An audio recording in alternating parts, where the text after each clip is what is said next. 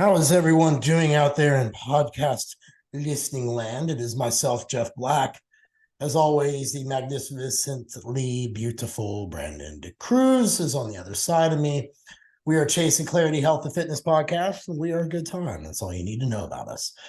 Today, we're going to go on to episode 79, combining diet and exercise to create the most effective deficit for maximizing fat loss and body recomposition outcomes. Now, I know that B and I actually talked because I've got to get somewhere today quickly because of an opportunity to do with my gym. We were going to skip our 7 days, but I wanted to say one quick thing to everyone who reached out to me after seeing my message yesterday about my back being good and the surgeon clearing me and just kind of, it was an interesting time. I haven't really still processed it, but to everybody who been following along, who took the time to say thank you, to wish me be happy for me and all that. I really appreciate that. So thank you guys. It meant a lot. So with that being said, so we want to talk today about combining diet and exercise to create the most effective deficit for maximizing fat loss and body recomposition outcomes, because you really have to convince the client of both of these together, along with appreciating sleep and doing all the other little things that they need to do. It's a lifestyle change for a reason, and it's got to be, it's multifaceted. So today we wanted to kind of get into this part, like how you combine the diet and exercise part. So if you're listening at home and you're just like a new listener or whatever, you're like, okay, this may applicable to me. If you're a coach, oftentimes the most difficult conversations you have is about the most basic things because people don't understand the basic things. So that said, let's get into this. We have some topics today. And the first one being, what's more important to focus on for improving our body composition, diet or exercise? I say both, but I think ultimately, if you have a shitty diet, which most people do, that's like the big sword in the heart to most people. But B, what we got on all that? Absolutely. So I think that a lot of times in our industry, people are looking for simple answers and they want very specific yet simple answers to their questions. And so often I receive this question, as in, I'll have someone come to me and they have the goal of body recomposition or the process of losing fat and gaining muscle. And they'll put it in almost like this dichotomous manner where they'll ask me, what is more important? Is it my diet, or is it the training, or the exercise interventions? And here's the thing. When it comes to the goal of improving body composition, most of us have two primary goals that we're aiming to achieve within our programming. We want to either build more muscle tissue or maintain the muscle tissue we currently have and have worked hard to build. And we also want to decrease our body fat percentage and the total amount of fat mass we're carrying so that ultimately we can maintain a lean muscular physique that allows us to look good, to feel good, and maintain a high level of both physical health and physical fitness and metabolic health. And in order to achieve this lean physique, many of us will need to enter a fat loss phase where we work towards the goal of maintaining all the metabolically active muscle that we have while simultaneously losing body fat. So the first thing we need to do is focus on creating an effective deficit that will allow us to put our bodies in a state of negative energy balance where we can oxidize and lose body fat. But we also want to make sure and to ensure that whatever approach we take or whatever approach we utilize, that it allows us to maintain the stimulus needed to build or maintain our lean mass. So overall, there's two main ways to create a deficit. We can decrease our calorie intake, so the simple, subtraction method essentially, or we can increase our calorie expenditure. And my preference personally, and within my clients, and we're going to get into the research later on in this podcast that will bear out why this is a more advantageous approach. But personally, my preference is to use a combination of both. And I know you're in line with that, Jeff, in terms of using a combination of both diet and exercise to maximize fat loss and muscle retention. But I often receive these questions from clients and from other individuals about whether diet or exercise is more important for improving body composition, which is, it's a valid question, but one that we need to look closer at and compare the benefits and drawbacks of both approaches. Because if you only use one approach and you think that's the end all be all, that's the one ring to rule them all, you're going to be missing out on some of the potential benefits of utilizing a multimodal or a multifaceted approach. But also you may be, just due to confirmation bias and due to us leaning into things that we like a little bit more or that we're more in line with, we're often, predisposed towards overlooking some of the inherent drawbacks that come with a singular approach. So when it comes to the role that diet plays in losing body fat, manipulating our dietary intake is the most effective and efficient way to create the calorie deficit we need to lose body fat. And this is because it's much more feasible for us to create a calorie deficit through manipulating our nutrition than it is to create a calorie deficit purely through adding in more exercise to our daily routines. So say that we want to create a 500 calorie deficit per day. it's much easier. Like, just think about it logically. It's much easier to create that deficit by making dietary adjustments, such as making simple food swaps, like swapping out some of your higher fat protein sources for leaner protein sources. So this could look like going from chicken thighs to chicken breasts. These are simple things, going from full fat dairy to non-fat dairy or low fat dairy. These are super simple things that could lower the calorie intake in your diet. We can look at lowering the calorie density of our diet. We can look at reducing how often we do things such as snack, drink alcohol, drink calorie containing beverages like sugar sweetened beverages, or eat out at restaurants, and reducing the amount of carbs and fats we eat each day. And these are all going to be easier interventions, easier habits to get in line with than it would be to create a 500 calorie deficit by adding in 500 calories of additional exercise per day.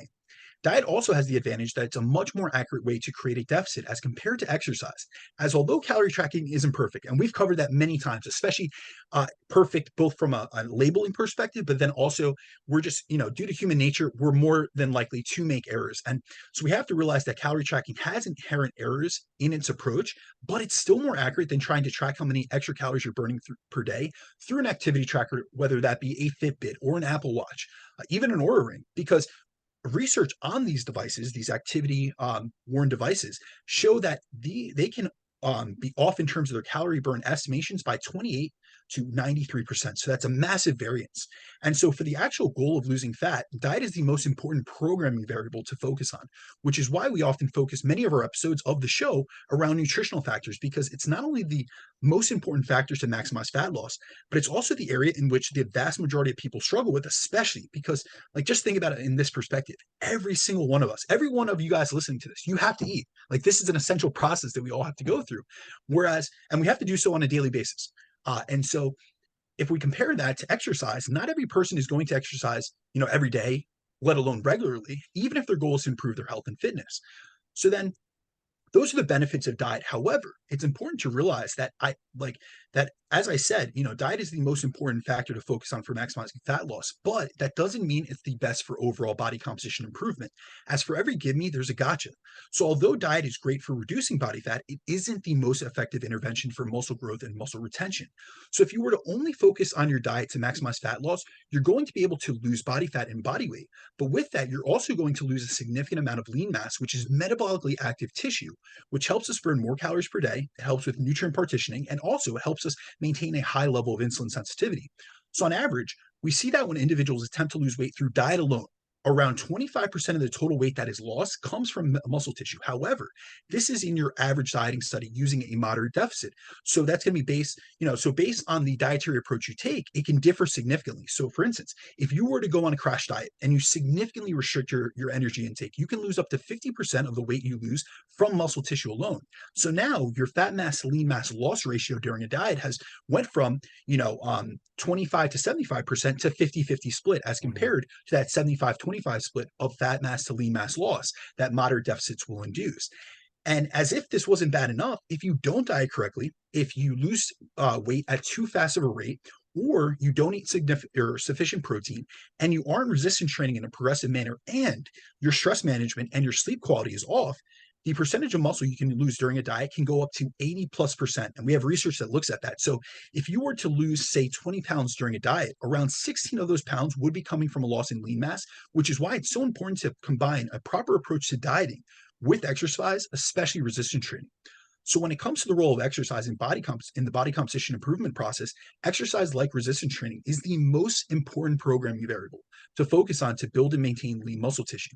And engaging in exercise is not only the most effective way to build muscle and improve the shape and look of our physiques, but it's also the most effective intervention we have for maintaining our metabolic rate and total daily energy expenditure, as the amount of lean mass we have is significantly correlated and related with how many calories you burn both at rest, during exercise, and throughout the entire course of a 24-hour day. Now, the drawback to only focusing on exercise when it comes to the goal of improving your body composition is it's almost impossible to add exercise a poor diet. It's also extremely difficult to create a calorie deficit entirely through exercise, as the amount of hours of intentional exercise you would need to engage in to create an effective deficit through either resistance or aerobic training, or even a combination of the two, wouldn't be realistic or feasible for 99.9% of us who have careers, we have personal and professional responsibilities, and who don't want to live in the gym like a professional athlete would. So with both approaches, they have both their benefits and their drawbacks. So you can't out train a bad diet, and that's especially true when it comes to losing body fat, which is much more effectively done through manipulating our calorie and macronutrient intakes to induce a deficit. But we also can't just eat our way to gaining a ton of muscle tissue, especially if we're not combining that intake, that nutritional intake, with a robust training stimulus. So in order to maximize our body composition progress, we need to focus on dialing in three primary areas of our programming, which include our nutrition and dietary approach, two, our exercise, both in terms of resistance training and cardio, and three, our physical activity levels, which is often an area many overlook when debating between whether diet or training is more important for improving body composition. So ultimately, when it comes down to, is diet more important for fat loss or is exercise more important for muscle growth, we really have to realize that it's important to take a multifaceted approach towards helping clients improve their body composition, which includes dialing in their diet, their resistance training and aerobic training, and physical activity levels to help them reach their goals in a more effective and efficient manner as possible. Because each of these programming variables plays an important role in the process. So throughout the course of today's episode, we're going to focus on how to combine both diet and exercise to create the most effective deficit during a fat loss phase aimed at maximizing our body composition outcomes in terms of the amount of fat mass we lose and lean mass we gain or maintain. And so just so everyone knows, this episode is going to be a follow-up to, I believe it's episode 75, where we discuss creating an effective calorie deficit through nutrition. So on this episode, we're going to speak about how our training, our exercise, and our movement practices complement our diet. So we won't be focusing on the nutrition aspect because we've already went through that on episode 75. So if you have yet to listen to that, I would suggest you pause this one, go back to episode 75, listen to that one, because that's going to serve as the part one of this series and really give you a foundation to how important nutrition is for creating a deficit and also the most effective ways to create an effective calorie deficit through nutrition. So that will serve as the foundation for what we covered today. All right. Well, let's get into this. So, Brandon likes his meta-analysis. So there's a new one on the best way to lose fat. Brandon, hit us with that one. Let me guess. They actually did a good study for you to actually want to bring it up, or is this a bad one? So, I mean, we have to realize that a meta-analysis is a study of studies. So they actually looked at 92 randomized controlled trials. And this is a really, honestly, this was really an elucidating meta-analysis. It reinforced a lot of things that you and I, as coaches who have been in the trenches for decades at this point, know. But how they delineated it was really interesting, and I think it's going to give a lot of practical implications and practical applications to the audience. So, I'll say personally, the reason that I chose this meta-analysis, not only because it's new, but also because I've always found that taking a multifaceted approach and what I would, kind of refer to as a fully integrated approach to physique development, which combines your diet, your resistance training, cardio, and steps to yield better outcomes in terms of maximizing fat loss and muscle retention. And that was based off of my experience going through the process myself and with many clients for the majority of my coaching career. And, as I continued to dig into the research, I started to see more of the benefits of each individual component. And then I would combine what I had learned together to maximize my client results. However, when we look at some of the most recent literature, we actually have a new systematic review and meta-analysis, which was just released, which analyzed 92 randomized control trials with the goal of finding the most effective nutrition and exercise interventions to effectively improve body composition from a fat mass and muscle perspective, along with improving BMI and waist circumference. And after systematically reviewing and meta-analyzing these studies, they ranked each intervention by how effective it was for the goal of body recomposition. So within this meta-analysis, they provided a top 10 list of the best interventions for the goal of losing fat and building and maintaining muscle, and found that the number one best approach for reaching this goal was to, combine a diet that features a calorie deficit plus high protein plus exercise. And then from there, they have all these other interventions. So for instance, number 2 was a calorie deficit plus resistance training. Number 3 was a calorie deficit plus mixed exercise, meaning resistance and aerobic training. The 4th was a calorie deficit plus aerobic training. The 5th most, effective intervention was calorie deficit plus high protein. The 6th was a calorie deficit in and of itself. Number 7 was mixed exercise. Number 8 was resistance training by itself. Number 9 was intermittent fasting, and this was specifically done on the 5-2 diet. So 5 days at maintenance or at a regular intake, and then 2 days of either complete fasting or very low calorie intake to create a massive deficit. And then number 10 was aerobic training on its own. And the results found that when it came to the goal of fat loss, this was achieved, this was best achieved through caloric restriction plus any exercise or plus high protein intake. However, calorie restriction alone was less effective for fat loss and also tended to lead to losses in muscle mass, whereas adding exercise, primarily, resistance training was shown, when they added this to the diet, it helped to more effectively preserve muscle mass. And overall, their conclusion was that the most effective strategy for all outcomes of interest, meaning for fat loss, for muscle gain or maintenance, for reductions in BMI and waist circumference, was when a high protein, hypocaloric, meaning an energy deficit, energy restricted diet, was combined with resistance and aerobic training. And this review reinforces the fact that our diet is the most important lever that we can pull and focus on to lose fat. So, despite some people claiming that calories don't matter, energy balance is still the fundamental component that we need to focus on to lose body fat. Because any way you slice it, a calorie deficit is required to liberate, to transport, to oxidize, and to burn and lose body fat. However, when it comes to the goal of improving our overall body composition, and this is different than just weight loss in and of itself, so we have to look beyond just weight loss. And when we look beyond just weight loss and we look specifically at fat loss and muscle maintenance or muscle retention or muscle building, we benefit from taking a multifaceted approach to creating a deficit where we use each tool in our toolbox to help to help achieve our goal in different manners. So this is where we would benefit from modifying our diet and lowering the energy density or the calorie density of the diet to lower our overall calorie intake and induce a deficit. We benefit from increasing our protein intake to help with the preservation of muscle mass. We would benefit from the addition of progressive resistance training to increase muscle mass and our energy expenditure.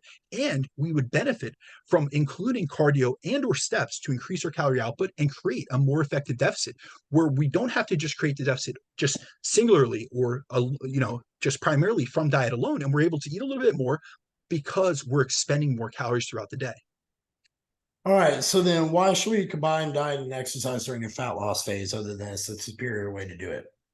Okay, so just like, the systematic review and meta-analysis we just covered shows that the most effective way to lose fat and maintain muscle is to combine both diet and exercise during a fat loss phase. But it's also important to understand why that's the case, especially for those who only prioritize diet or those in the camp that only prioritize exercise when they're aiming for the goal of trying to lose body fat and improve their body composition.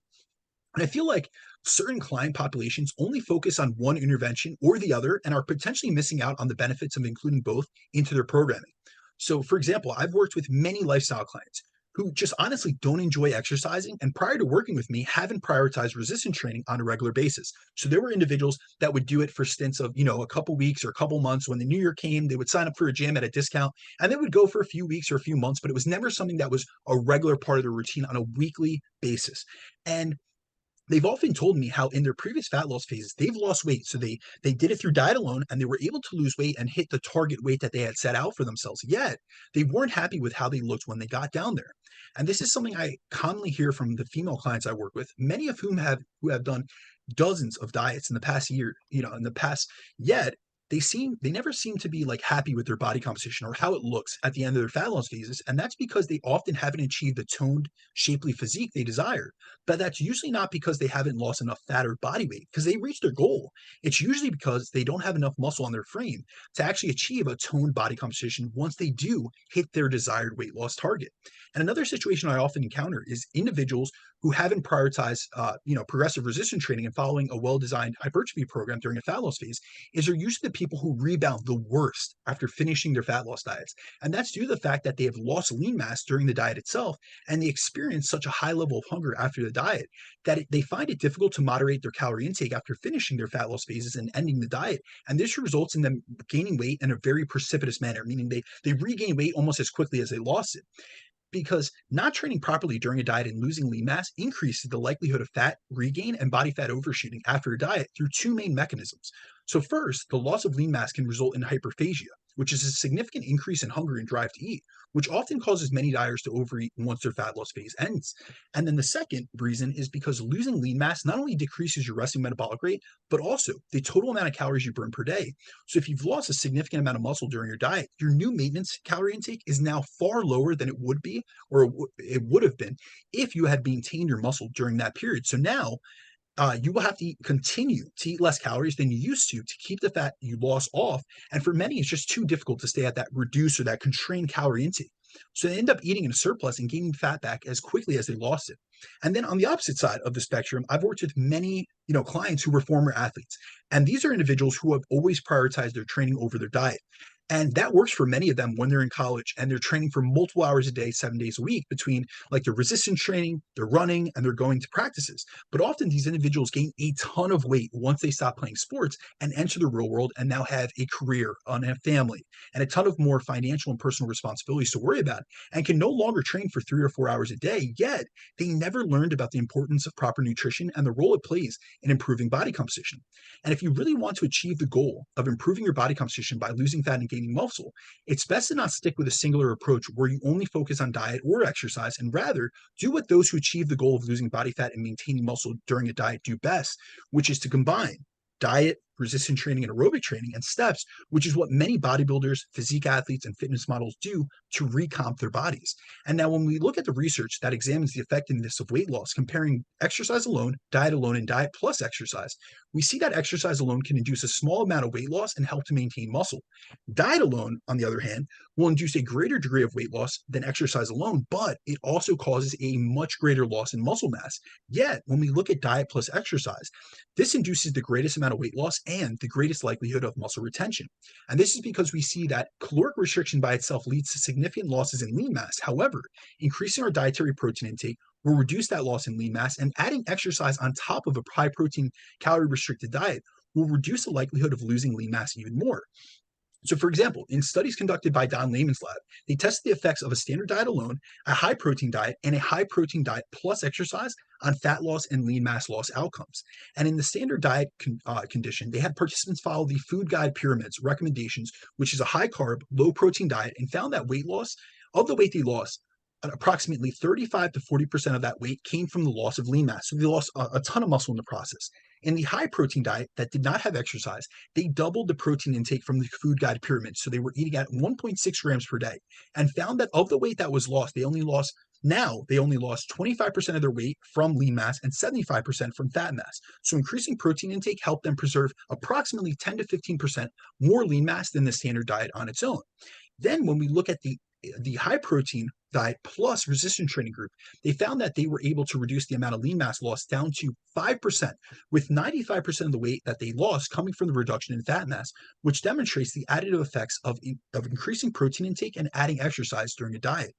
Then in 2012, researchers conducted a randomized control trial looking at the effect of diet and exercise alone or combined on weight loss and body composition in women. And they separated women out into 3 groups during this study. One group was a diet only study who went on a calorie restricted diet. One group was an aerobic exercise only group who did 5 sessions of cardio per week. And the last group was a diet plus exercise group. All 3 groups lost fat, but the diet plus exercise group lost significantly more than the other 2 groups, having lost 10.8% of total body weight during the trial, whereas the diet only group lost around 8% of their body weight, and the exercise only group lost around 2.4% of their body weight. Then in a 2013 systematic review, researchers looked at the benefits of adding an exercise to a calorie deficit in terms of body composition and function outcomes, and found that calorie restriction plus exercise training was more effective than calorie restriction alone for increasing fat mass loss, preserving lean muscle mass, and improving cardiovascular fitness and muscular strength. So overall, the most effective way to lose body fat and to build or maintain muscle during a fat loss phase is to dial in both your diet and your training, as both provide a ton of independent benefits to help you reach or to improve your body composition goals and more effectively and efficiently reach your goals. So really, when it comes down to it, we don't want to look at these things as should we do either or what is better, or should we do one or the other. It really should be let's maximize and leverage and take advantage of combining both to have a synergistic effect and get the most bang for our buck during a fat loss phase. All right. So now I guess we kind of probably, we have obviously resistance training and cardio needs and different things like that. But let's talk about the role of resistance training in improving body composition and fat loss outcomes. I guess we're probably going to start down maybe the path that muscle's magical and creates the metabolism, makes people just a metabolic inferno. Basically, I mean, if it comes to an investment perspective, we're looking for return on investment, an ROI. Muscle is a metabolic currency Right. because when it comes to the goal of improving our body composition by losing fat, and let's not forget about maintaining muscle, resistance training is the first type of exercise we need to prioritize within our programming. And this is because resistance training is by far the most potent stimulus we have for both building and maintaining our muscle tissue, and provides us with several benefits, such as increasing the amount of calories we burn per day at rest during our training sessions and throughout the entire course of the day. It increases our metabolic rate and helps to maintain it during a fat loss phase. And it helps us to lose more fat and maintain more muscle while we're in a deficit, so that the total amount of weight we lose during a fat loss phase, of that weight, it's predominantly coming from fat mass rather than from the loss of lean mass. And when it comes to our total daily energy expenditure, resistance training increases the total amount of calories we burn per day through several mechanisms. So first, resistance training is the most effective method to build muscle, which is the most metabolically active and calorie expending tissue that we can gain, which not only allows us to look better from like a muscularity standpoint and from like a cosmetic and an aesthetic standpoint, but it also increases the total amount of calories we burn per day, both by increasing our total daily energy expenditure and our metabolic rate. And in a study by Poncer and colleagues, they found that the amount of fat-free mass, including muscle, that we have is the strongest predictor of our total daily energy expenditure. So the more muscle we have, the more calories we can burn on a daily basis, regardless of our age or sex, as muscle burns approximately 3 times as many calories per day as fat tissue does. So by building more muscle, we burn more calories. And engaging in resistance training not only increases our metabolic rate and total daily energy expenditure through the process of adding and building muscle tissue, but it also does so through the act of training itself, as resistance training stimulates muscle protein synthesis to take place and to occur, which is a very energy intensive process in and of itself. So, for example, in 2008, researchers looked at the impact that full body resistance training had on resting metabolic rate in both trained and untrained individuals.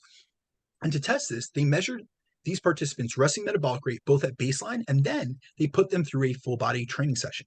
Then, after completing this session, they retested their resting metabolic rate at 24, 48, and 72 hours post workout, and found that their resting metabolic rate increased by around 150 calories per day.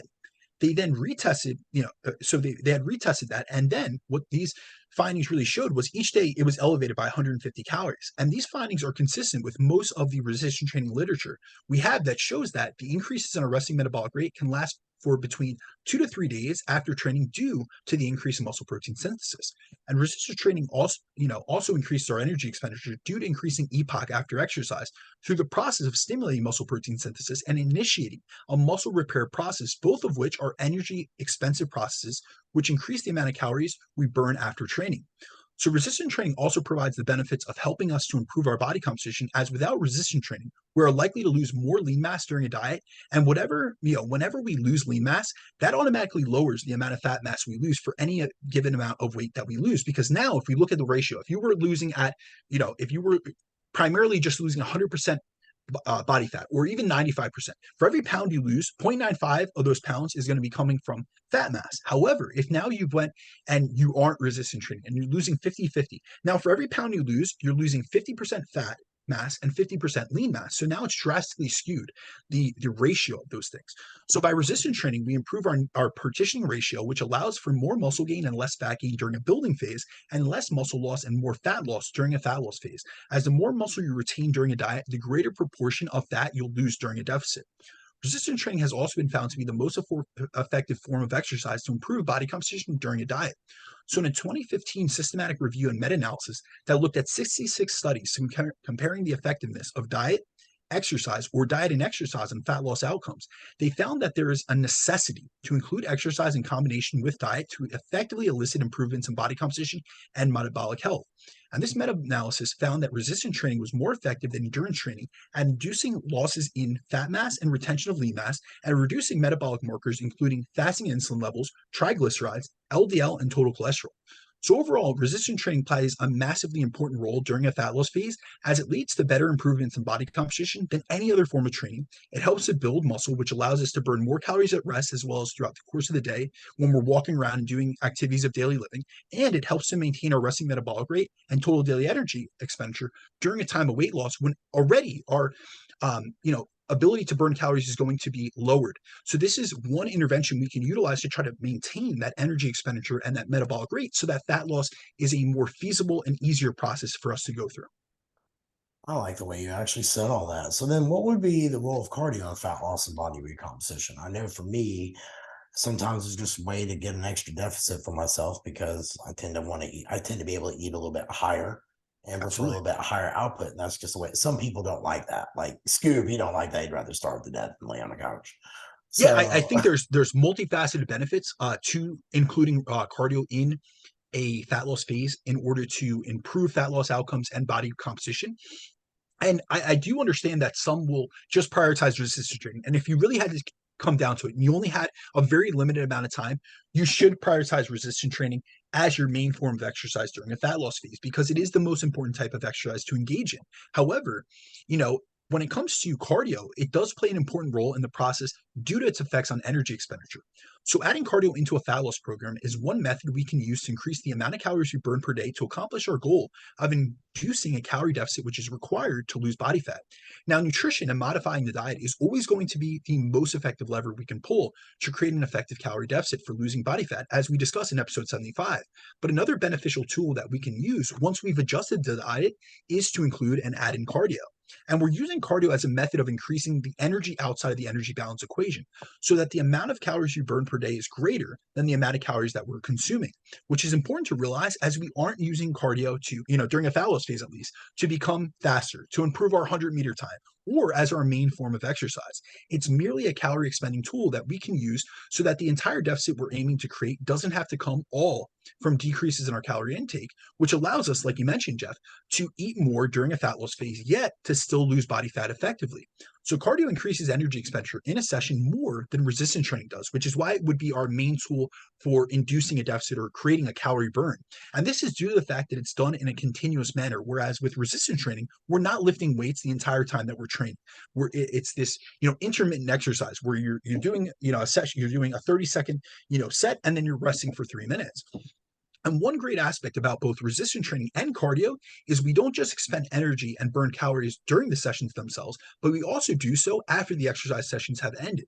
So with cardio, this is mostly due to the afterburn effect, or what's referred to as EPOC, which is where after cardio we see slight elevations in energy expenditure as compared to when we have an exercise. Now the EPOC that we get from cardio isn't massive, but generally what we see is that as cardio intensity and or duration increases, we get a larger afterburn effect. And there seems to be a linear like dose response essentially. So this means there's a linear increase in the duration of cardio performed and the amount of the afterburn effect that we get. So the longer an exercise session, a longer a cardio session is, the higher the EPOC. So in comparison to the days that we do no exercise, on days that we do train or that we just do cardio, we increase our energy expenditure both during and after the training sessions themselves. So one way to implement cardio is to do it on the days that you don't resistance train so that you're always in the state of increased energy expenditure. So you always have like this heightened amount of total daily energy expenditure, which can help you not only induce a greater deficit during a fat loss phase, but also help with more effectively maintaining your body composition after a fat loss phase is ended, because now you're maintaining a higher level of total daily energy expenditure, which will help you more effectively maintain your body composition and your body weight during a time when you're increasing calories. oh, I like that epoch thing, man. That's always a good way to sell that cardio piece too. We'll get into it even more, my man. I know which form of cardio is best for fat loss and energy expenditure. Comparing HIIT versus steady state cardio.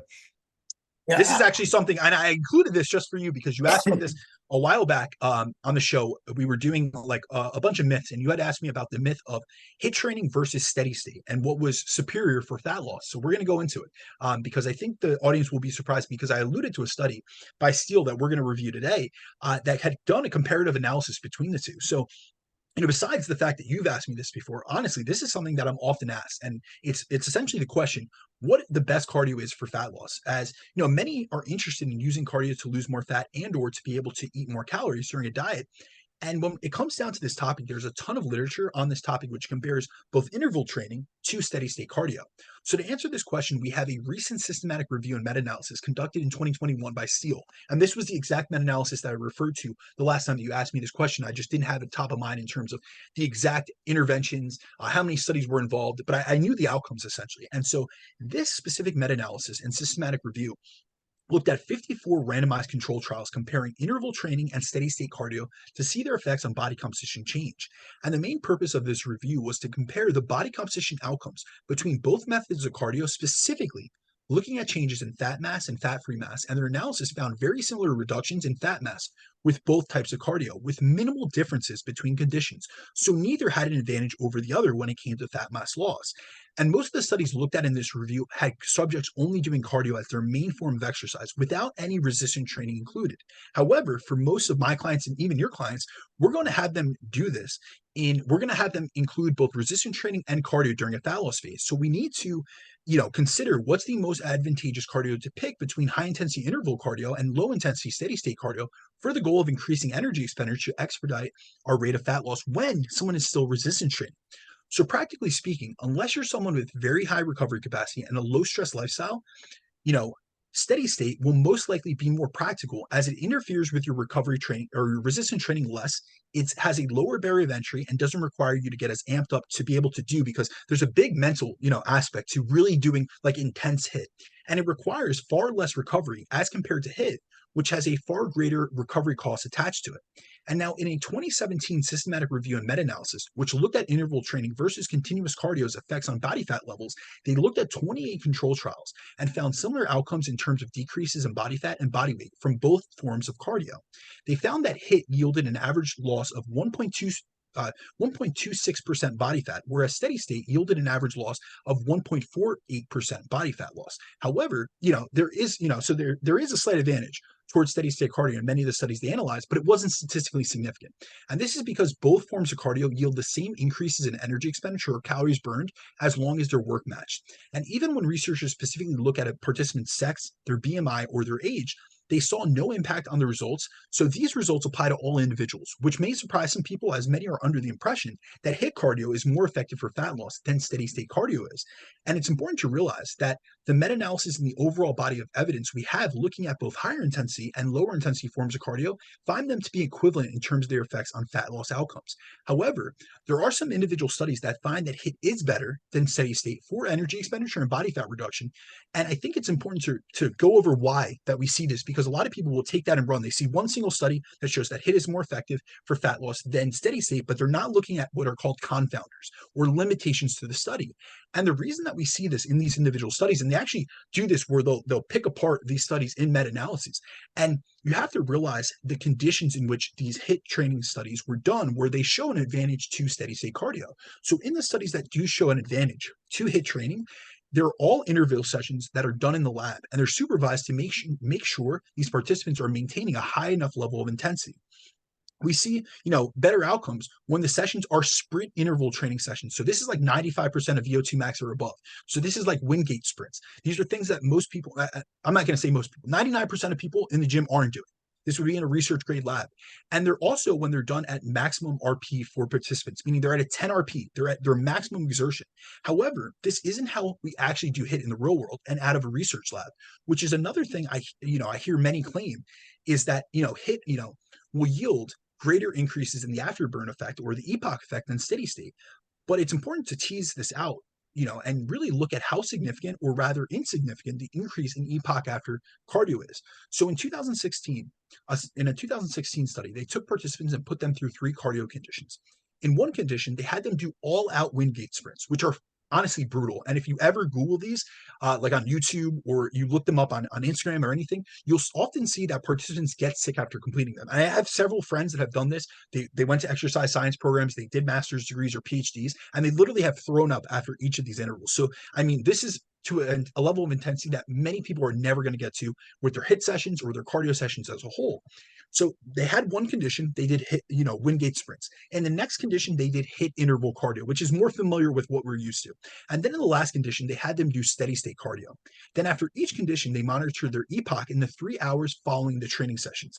And they found that when it came to epoch, the sprint intervals beat out all the other ones. So the sprint interval, which were the Wingate sprints, they burned an extra 110 calories over those 3 hours. The HIIT intervals burn an extra 83 calories, in that 3 hour time course. And the steady state cardio burned an extra 63 calories. So we're looking at about a 47 calorie difference between doing Wingate sprints and then just steady state cardio. But here's the important thing. when you actually look at the total energy expenditure for each session, meaning both during the sessions themselves and then in conjunction with the epoch effect, we actually see the opposite order in terms of energy expenditure.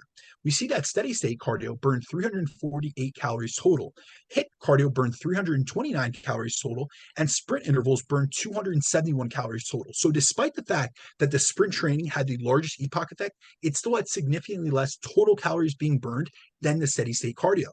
So just because higher intensity forms of cardio do yield a greater afterburn effect, this doesn't mean that it's going to yield more total calories being burned, which is really what we need to focus on during a fat loss phase. And this is because when it comes to the role cardio plays in fat loss phases, the main reason we use it is as a tool to increase energy expenditures. So this is what we need to keep in mind when deciding what form of cardio to include in our programming, as we want to maximize energy expenditure, but also minimize the fatigue costs. So I find that there are many individuals, especially women, who come to me and they've been doing a ton of cardio in the form of HIIT intervals or high intensity spin and boot camp classes. And although I'm a huge advocate of cardio, many individuals do so much high intensity cardio that it actually impairs their ability to progressively resistance train and also causes them to feel and experience more exhaustion and fatigue, and also to be less active throughout the rest of their day. So doing a high amount of this high intensity work is actually causing them more harm than good from an energy expenditure, fat loss, and body composition perspective. And cardio is an effective fat loss tool, but as with any tool, it can be misused, it can be overused, and it can be abused. And this is often what happens when someone is frequently, like we're talking about multiple times a week, doing high intensity cardio sessions. And this is where I found a benefit from shifting these type of individuals that are, or sympathetically driven and doing a ton of HIIT, training, to going from doing HIIT classes to doing list cardio. So they get their cardio fix in and increase their daily energy expenditure, but they don't feel trashed and fatigued after doing so, like they were with this HIIT training. And then we also have at least 3 systematic reviews and meta-analysis directly comparing HIIT and steady state forms of cardio. And all of them have found that both yield similar fat loss. However, fat loss outcomes. However, HIIT increases fatigue levels and cortisol production more than steady state and comes with a much larger recovery cost, which can impair our resistance training performance, which can then have downstream effects on our muscle retention and body composition during a fat loss phase. And it can also be harder to get up for these mentally and can cause more mental fatigue from knowing that you have a daunting cardio session in front of you, which can be especially challenging during a fat loss phase where fatigue levels are already higher than usual. So by having clients getting most of their cardio through lower intensity forms rather than higher intensity forms, and it's not that we can't use a mix of both. What I'm saying is when someone is predominantly using HIIT cardio 4 or 5 sessions a week, they're doing HIIT classes on top of their resistance training, they're doing a ton of it's excessive high intensity work. This is where we really see drawbacks. So by having someone shift that bias from doing more higher intensity and less lower intensity and doing more lower intensity and less higher intensity, I found that I'm able to get clients to expend more calories without putting a ton of stress on their system or in their bodies and their minds. I'm able to help them avoid chronic elevations in cortisol, which helps keep their sex hormones and metabolic hormones, especially like their thyroid hormone, in a better spot. I'm able to keep them in a more parasympathetic state and use cardio as a tool for facilitating greater calorie burn and active recovery rather than as a source of stress, which drains their energy levels and ability to stay active outside of the gym. And they're also able to better recover from their cardio sessions so they can pour more of their energy and their effort into maintaining a high degree of intensity during their actual resistance training sessions, which is the most important type of exercise and training that we can engage in during a fat loss phase. All right, so then let's get into the role of increasing need VIA steps during a fat loss phase. It was my favorite prep ever where I did a bunch of steps. So, Dude, you responded extremely well to that. yeah, I know. And I tell people like that was probably the best I overall felt, like inflammation wise and things like that. But let's get into it real quick to wrap this up. Sir. So when it comes to the goal of maximizing body fat loss, maintaining high levels of physical activity which is best monitored by tracking our step count, is an effective method to offset the decreases in energy expenditure that come from unconscious reductions in need, such as decreased fidgeting, decreased movement, and changes in our posture, among many others we don't even think about, but that take place during a fat loss phase due to the metabolic adaptations that are incurred from being in a prolonged energy deficit. So many dieters and listeners of the show are aware of the fact that being in a prolonged energy deficit lowers the amount of calories you burn per day via metabolic adaptation and adaptive thermogenesis. But what many don't realize is that reductions in need account for the vast majority of the decreases in our calorie output during dieting. So research finds that up to 85 to 90% of the reductions in energy expenditure that we see with weight loss induced metabolic adaptation actually come specifically and just categorically from decreases in need. So for example, in a 2008 study by Rosenbaum and colleagues, they examined how much of a reduction in total daily energy expenditure dieters who had lost at least 10% of their body weight experienced. And they found that there was an average of a 500 calorie reduction in how many calories these dieters were burning per day. So what they did was they then broke down this 500 calorie reduction in their total daily energy expenditure into each component of metabolism to see what aspect of metabolism accounted for the greatest reduction in the amount of calories they were burning per day.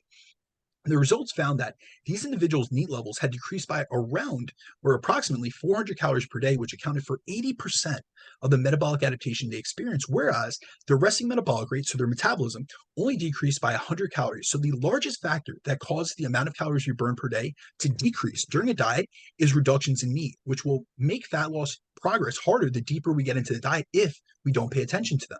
And this is why I have clients focus a lot on their step count during a fat loss phase, as NEAT levels are the most modifiable and adaptable component of our total daily energy expenditure.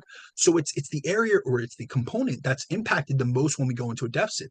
So by paying attention to our step count, we can offset a lot of the reductions in energy expenditure we see from diet-induced metabolic adaptation, which allows us to see more consistent fat loss without having to get calories as low as if we would if we weren't tracking and monitoring our steps. And I've also found a benefit to increasing a client's step count during a fat loss phase to help increase their energy expenditure or their calorie burn in a fatigue-free way so that they can more effectively and efficiently lose body fat. And this is a method that's been looked at with a ton of research, which generally finds that increasing a person's step count helps them lose fat more effectively and have a lower body fat percentage, maintain, and also we see that maintaining higher levels of physical activity has also been shown to be one of the most effective methods for maintaining weight loss after a diet has ended. So this is a strategy that helps us both with the weight loss and the weight loss maintenance aspects of dieting. So for example, a 2007 study found that increasing individual step counts to 10,000 steps per day, so that's like usually the metric everyone looks at.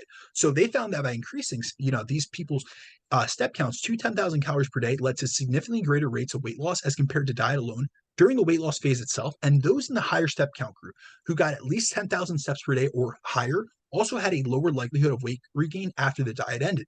In a 2006 clinical trial that looked at the effects of 10,000 steps per day of a 10,000 steps per day goal in overweight adults, it was found that increasing these individual step counts by approximately 4,000 steps per day on average led to significant reductions in body fat percentage, fat mass, body mass index, body weight, waist and hip circumference, and improvements in HDL cholesterol. In a 2017 study, researchers found that moderate walking enhances the effects of a calorie-restricted diet on fat mass loss and insulin sensitivity. And in this study, they took men and women and assigned them to either a diet-only group or a diet and walking group. And this was done over 12 weeks. And in the diet and walking group, they did 3 hours extra of walking per week. So this was a 3 hour, it was essentially 30 minutes extra per day. And the results found that those who combined diet and walking lost significantly more total fat mass and body weight, and also saw a significant decrease in both their serum insulin levels and HOMA-IR. So they saw a significant improvement in markers of insulin sensitivity. And then in a 2018 randomized control trial, they found that the higher the daily step count a person had maintained, the more likely they were to achieve significant weight loss, with those in the highest step count group having a much greater chance of losing 10% or more of body weight, which led them to suggest that 10,000 steps per day, with approximately 3,500 of those steps performed as a bout of moderate to vigorous physical activity like a cardio session, are associated with enhanced weight loss in a behavioral intervention. And we also have data from the National Weight Control Registry, which shows that one of the most common traits amongst those who are successful in not only losing weight, but more importantly, keeping it off, is that they engage in high amounts of physical activity on a daily basis. And so this was elucidated in a 2019 study, which looked at the physical activity levels and total daily energy expenditure in those who were successful at maintaining significant degrees of weight loss. And when looking at a group of individuals who had lost a significant and a substantial amount of weight, averaging around 57 pounds, and who had kept it off for at least a year, they found that these individuals averaged over 12,000 steps per day. And due to this increase in activity levels, the weight loss maintainers had a total daily energy expenditure that was a few hundred calories higher than those who weren't maintaining weight loss, and thus were able to eat more and maintain their body weight as compared to those who were doing less, yet were continually regaining body weight. And so these researchers also examined what factors correlated most with the differences they saw in total daily energy expenditure between the groups. And they found a strong and significant correlation in the weight loss maintainers between their individual daily step count and the amount of calories they burn per day, which is why they were able to eat more and still maintain a significant amount of weight loss post-diet. Like on average, they maintained 57 pounds of weight loss. That's massive. And so this was one of the things that showed such a benefit for weight loss maintenance from higher levels of physical activity. And we also have research in those who maintain higher levels of physical activity and have lower body fat percentage, which can be seen in active populations like the Amish, where the men in this community average over 18,000 steps per day and have an average body fat percentage of 9%, and their women average around 14,000 steps per day and have an average body fat percentage of 25% despite doing no formal exercise. So overall, maintaining and or increasing our step count is another tool in our toolbox during a fat loss phase, which can help us lose more fat and keep it off more successfully, especially as it helps to offset some of the inherent downregulations in NEAT that come along with dieting.